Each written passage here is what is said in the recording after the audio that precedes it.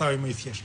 Pra për ata që kanë pasur mundësinë ose kuptimin e mesazhit e kanë kuptuar që nuk kanë ndryshuar asnjëherë. Ne mbështesim protestën siç kemi mbështetur çdo protestë kundra qeverisë, sepse qëllimi jon i përbashkët në radhë të parë na bën bashkë kundër diçkaje që është Edi Rama. Pastaj qytetarët nëse rrezohet Edi Rama dhe ka zgjedhur dhe kanë lirinë e tyre të votojnë këtë duan.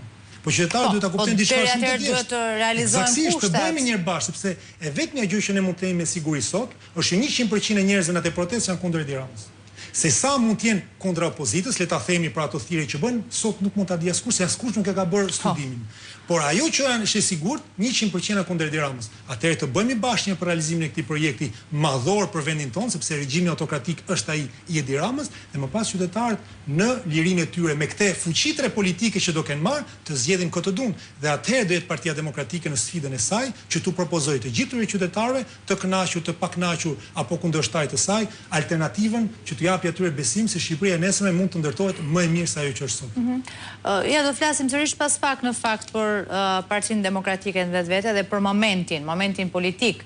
Po do doja të ndalesha tek se ne po flasim në vetvete për zhvillimet e ditëve të fundit. Dhe ndër zhvillimet e ditëve të fundit është pashmangshmërisht menaxhimi apo dhënia ose jo e përparësisë në menaxhimin e situatës si ajo e zjarreve.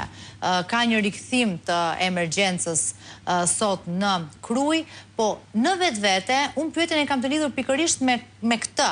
Çfarë kanë treguar këto ditë sipas teje për sa i përket përgjegjësisë, mungesës së përgjegjësisë, apo edhe sjelljes përballë asaj që ndodhi me prekjen e fondit të emergjencës për Kanye West dhe çfarë ndodhi disa javë më pas.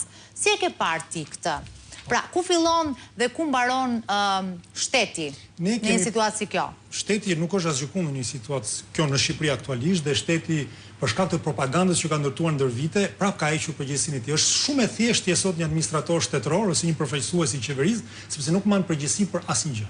Ata fshihen përpara faktit që është një fatkeqësi natyrore, që zjarri është një fatkeqësi natyrore dhe kur provokohet nga njeriu për shkak të erës, të situatës klimatike, mund të bëhet e madhe ose jo, pra ata fshihen mbrapa kësaj që të bëjnë një propagandë të thelluar sikur ata janë pa përgjegjësi. Dhe këtu qëndron e gjithë tema, pra ne duhet